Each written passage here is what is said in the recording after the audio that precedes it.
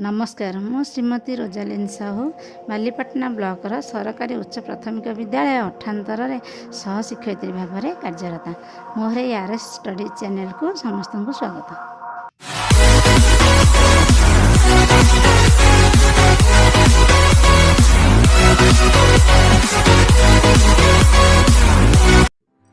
पिलामाने वर्षक केते मास केते ऋतु तुमे माने जानिछ? वर्षा ऋतु रे तुमे माने कौन करने को भल पाओ? तम परी पिला माने साधारणतः वर्षा हेले कागज रे डंगा तैयारी करी वर्षा पानी रे भसाइबा को भल पाती। पिला माने तुमे डंगा तैयारी करबा शिखिछ तो? तथापि मु आज तुमको कागज रे किपरि डंगा तैयारी करबा तुमको सिखाउछि, देखिबो और सेपरि करिवो।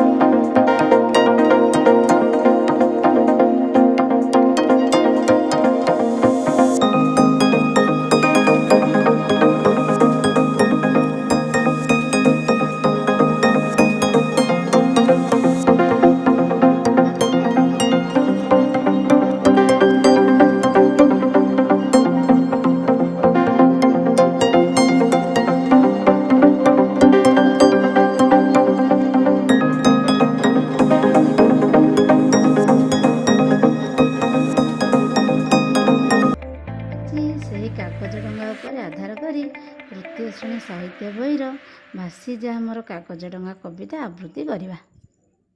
पवन बहुची झिपि झिपि मेघ बरसई बिजुली चमके घड़घड़ी डाके रही रही केते मजा लागे ओळीरु बरसा पड़े झरी फुटी भासी जाए पानी रे फोटका असुमारी भासी जा मोर कागज डंगा भासी जा डरी जीवु नाही आकाश रे देखी मेघबा झुली झुली तू ही दूर को जा भासी डंगारे तोते मेलाणी देली मु हसी हसी कार्तिक मासे बोईत मेलाई दरियारे साधबे आमर जाउथिले दूर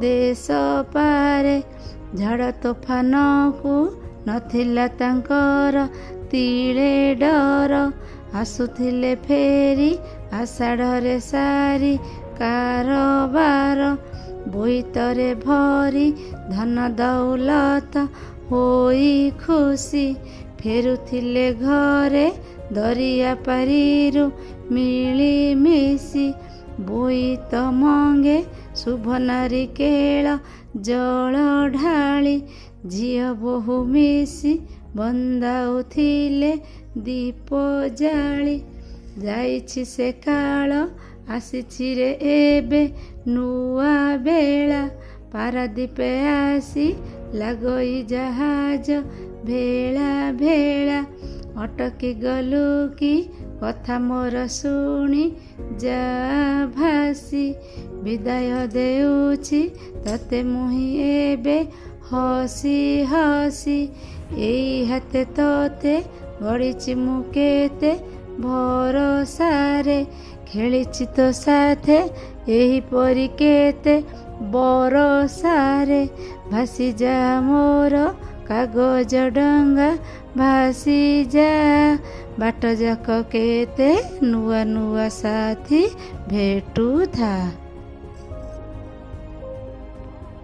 ପିଲାମାନେ ଆମେ କବିତାଟି ଆବୃତ୍ତି କଲେ। ଏବେ ଆମେ ଗୋଟିଏ ଗୋଟିଏ ପଦ ଆବୃତ୍ତି କରିବା ଓ ତାହାର ଭାବାର୍ଥ ବୁଝିବା।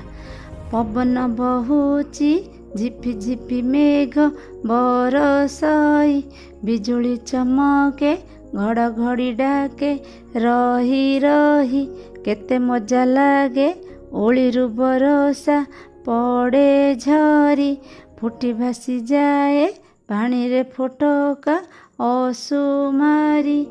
ବର୍ଷା ଋତୁରେ ଝିପିଝିପି ବର୍ଷା ସାଙ୍ଗକୁ ସୁଲୁସୁଲିଆ ପବନ ବହୁଥାଏ। ଆକାଶରେ ବିଜୁଳି ଚମକୁଥାଏ, ଘଡ଼ଘଡ଼ି ମାରୁଥାଏ।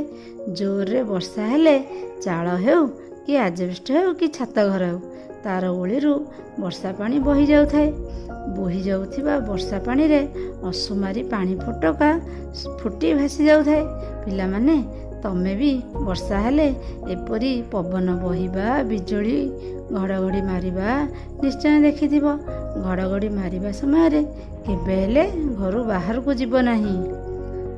ଭାସିଯା ମୋର କାଗଜ ଡଙ୍ଗା ଭାସିଯା, ଡରି ଯିବୁ ନାହିଁ ଆକାଶରେ ଦେଖି ମେଘ ବା, ଝୁଲି ଝୁଲି ତୁହି ଦୂରକୁ ଦୂରକୁ ଯା ଭାସି, ଡଙ୍ଗାରେ ତୋତେ ମେଲାଣି ଦେଲି ମୁଁ ହସି ହସି।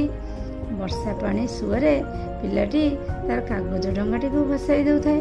ତାର କାଗଜ ଡଙ୍ଗାକୁ ଆକାଶରେ ବିଜୁଳି ଘଡ଼ଘଡ଼ି ମେଘ ପବନ ଦେଖି ନ ଡରି ଯିବାକୁ କହୁଥାଏ। ଆହୁରି ପୁଣି କହିଛି, ଡଙ୍ଗା ତୁ ବର୍ଷା ପାଣିରେ ଝୁଲି ଝୁଲି ଦୂରକୁ ଦୂରକୁ ଭାସି ଭାସି ଯିବୁ, ମୁଁ ତତେ ହସି ହସି ଖୁସି ମନରେ ବିଦାୟ ଦେଉଛି। ପିଲାମାନେ, ତମେ ଜାଣିଛ, ଯଦି ତୁମ ଘରକୁ କେହି କୁଣିଆ ଆସିଥାନ୍ତି, ସେ ଗଲାବେଳେ ତୁମେ ତାଙ୍କୁ ଖୁସି ମନରେ ବିଦାୟ ଦେଇଥାଅ କି ନାହିଁ? ସେହିପରି ପିଲାଟି କାଗଜ ଡଙ୍ଗାକୁ ବିଦାୟ ଦେଇଛି।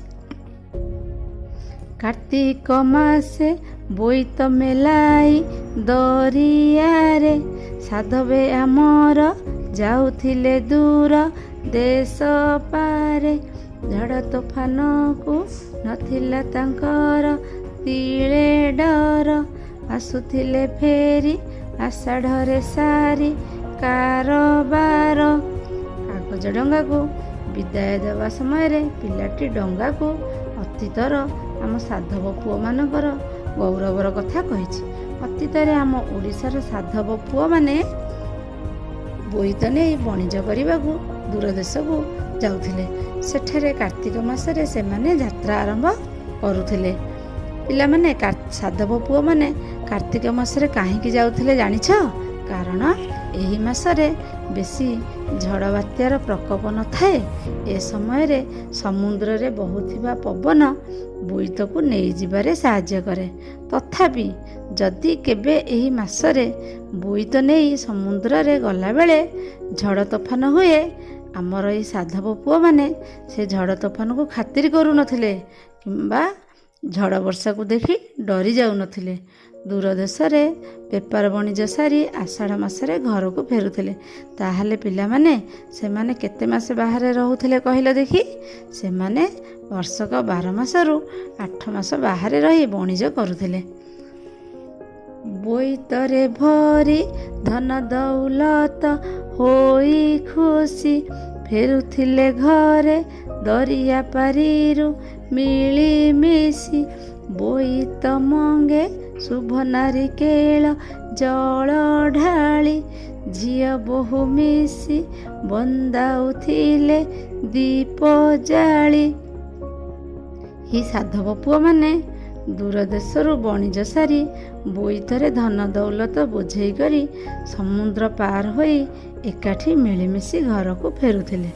ସେମାନେ ଘରକୁ ଫେରିବାର ଖୁସି ଖବର ପାଇ ସେ ଘରର ଝିଅ ବୋହୂମାନେ ବୋଇତ ମଙ୍ଗରେ ନାରିକେଳ ଅର୍ଥାତ୍ ନଡ଼ିଆ ବାଡ଼େଇ ତାର ଜଳ ଢାଳି ଓ ଦୀପ ଧୂପ ଜାଳି ସେମାନଙ୍କୁ ବନ୍ଦଉଥିଲେ। ପିଲାମାନେ, ତମେ ଭାଦ୍ରବ ମାସରେ ଖୁଦୁରୁକୁଣୀ ଓଷା ହୁଏ ଜାଣିଥିବ। ଝିଅମାନେ ଖୁଦୁରୁକୁଣୀ ମୂର୍ତ୍ତି ଆଣି ମା ମଙ୍ଗଳାଙ୍କୁ ଭାଦ୍ରବ ମାସର ପ୍ରତି ରବିବାର ଦିନ ପୂଜା କରନ୍ତି। ସେହି ଖୁଦୁରୁକୁଣୀ ଓଷାରେ ତଅପୋଇ କିପରି ତାର 7 ଭାଇଙ୍କୁ ସେ ପାଇଁ ଓଷା କରିଥିଲା, ଆଉ ସାଧବ ପୁଅମାନେ କିପରି ବଣିଜ କରିବାକୁ ଯାଇଥିଲେ, ସାଧବ ସାତ ବୋହୂ ବୋଇଙ୍କ ବୋଇତ ବନ୍ଦାଣ କରିଥିଲେ ଇତ୍ୟାଦି ସମ୍ବନ୍ଧରେ ତମେମାନେ ଶୁଣିଥିବ। ଯାଇଛି ସେ କାଳ ଆସିଛି ରେ ଏବେ ନୂଆ ବେଳା, ପାରାଦୀପେ ଆସି ଲାଗଇ ଜାହାଜ ଭେଳା ଭେଳା, ଅଟକି ଗଲୁ କି କଥା ମୋର ଶୁଣି ଯା ଭାସି, ବିଦାୟ ଦେଉଛି ତତେ ମୁହିଁ ଏବେ ହସି ହସି। ଆଜି ସେ ଯୁଗ ଆଉ ନାହିଁ, ଏବେ ନୂଆ ଯୁଗ ଆସିଛି। ପାରାଦୀପରେ ବନ୍ଦର ତିଆରି ହୋଇଛି, ପାରାଦୀପ ମୁହାଣରେ ଭେଳା ଭେଳା ହୋଇ ଜାହାଜ ଲାଗୁଛି। ସେଠାରୁ ଜାହାଜ ବାହାରି ସମୁଦ୍ରରେ ଦୂର ଦେଶକୁ ବଣିଜ କରିବା ପାଇଁ ଯାଉଛି। ଏହି ବନ୍ଦର ଯୋଗୁଁ ଓଡ଼ିଶା ଆଜି ଧନଶାଳୀ ହୋଇପାରିଛି। ପିଲାଟି ଓଡ଼ିଶାର ନୌ ବାଣିଜ୍ୟ ବିଷୟରେ କହିବା ପରେ ଡଙ୍ଗାକୁ କହିଛି, ତୁ କ'ଣ ମୋ କଥା ଶୁଣି ଅଟକି ଯାଉଛୁ କି? ଏବେ ମୁଁ ତତେ ହସି ହସି ବିଦାୟ ଦେଉଛି, ତୁ ଆଉ କେଉଁଠି ନ ଅଟକି ଆଗକୁ ଆଗକୁ ଭାସି ଭାସି ଯିବୁ। ଏଇ ହାତେ ତତେ ଗଢ଼ିଛି ମୁଁ କେତେ ଭରସାରେ, ଖେଳିଛି ତୋ ସାଥେ ଏହିପରି କେତେ ବରସାରେ, ଭାସି ଯା ମୋର କାଗଜ ଡଙ୍ଗା ଭାସି ଯା, ବାଟ ଯାକ କେତେ ନୂଆ ନୂଆ ସାଥୀ ଭେଟୁଥା। ପିଲାଟି କାଗଜ ଡଙ୍ଗାକୁ ଭସାଇ ସାରିଲା ପରେ ତାହା ପାଣିରେ ଓଦା ହୋଇଯିବାର କି କେଉଁଠି ଅଟକି ଯିବାର ଆଶଙ୍କା କରି ତାକୁ କହିଛି, ତତେ ମୁଁ ମୋର ଏଇ ହାତରେ କେତେ ଭରସାରେ ରଖି ତିଆରି କରିଛି, ଏହିପରି କେତେ ବର୍ଷାରେ ମୁଁ ତୋ ସହିତ ଖେଳିଛି। ତେଣୁ ମୋର କାଗଜ ଡଙ୍ଗା ତୁ କେଉଁ ଜାଗାରେ ନ ଅଟି ଆଗକୁ ଆଗକୁ ଭାସିଯିବୁ। ଆଉ ତୁ ଯିବା ବାଟରେ ତୋ ପରି କେତେ ନୂଆ ନୂଆ ସାଙ୍ଗକୁ ଭେଟୁଥିବୁ।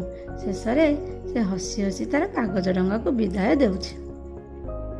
ପିଲାମାନେ, ଆଜି ମଧ୍ୟ ଆମେ ସେହି ଅତୀତର ଗୌରବକୁ ବଜାୟ ରଖିଛେ। ଆମ ଓଡ଼ିଶାର ସାଧବ ପୁଅମାନେ କାର୍ତ୍ତିକ ପୂର୍ଣ୍ଣିମା ଦିନ ଶୁଭ ଅନୁକୂଳ କରି ବଣିଜ କରିବାକୁ ଯାଉଥିବାରୁ ଆମେ ପ୍ରତିବର୍ଷ କାର୍ତ୍ତିକ ମାସର ପୂର୍ଣ୍ଣିମା ଦିନ ବୋଇତ ବନ୍ଦାଣ ଉତ୍ସବ ମହା ସମାରୋହରେ ପାଳନ କରୁଛୁ। ତମେମାନେ କାର୍ତ୍ତିକ ପୂର୍ଣ୍ଣିମା ଦିନ ଅନ୍ଧାରିଆରୁ ଗାଧୁଆ କାମ ସାରି ନଦୀରେ ଡଙ୍ଗା ଭସାଇବାକୁ ତୁମ ପରିବାର ଲୋକଙ୍କ ସହ ଯାଅ କି?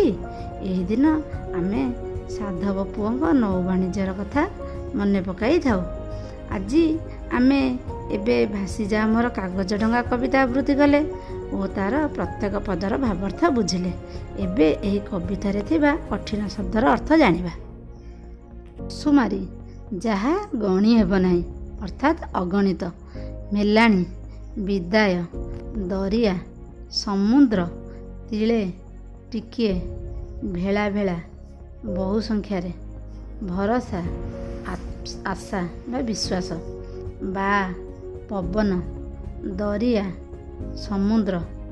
ଦୌଲତ, ଧନ ସମ୍ପତ୍ତି। ନାରିକେଳ, ନଡ଼ିଆ। ସାଥେ, ସଙ୍ଗରେ ବା ସାଙ୍ଗରେ। ଯେଉଁମାନେ ଆମର ଏହି ଭିଡ଼ିଓକୁ ଦେଖୁଛନ୍ତି ସେମାନେ ଏହାକୁ ଲାଇକ୍, ସେୟାର ଆଣ୍ଡ ସବସ୍କ୍ରାଇବ୍ କରିବାକୁ ଭୁଲନ୍ତୁ ନାହିଁ। କ'ଣ କଲେ ଏହି ଭିଡ଼ିଓ ଆହୁରି ଭଲ ହୋଇପାରିବ କମେଣ୍ଟ କରିବାକୁ ଅନୁରୋଧ। ଧନ୍ୟବାଦ।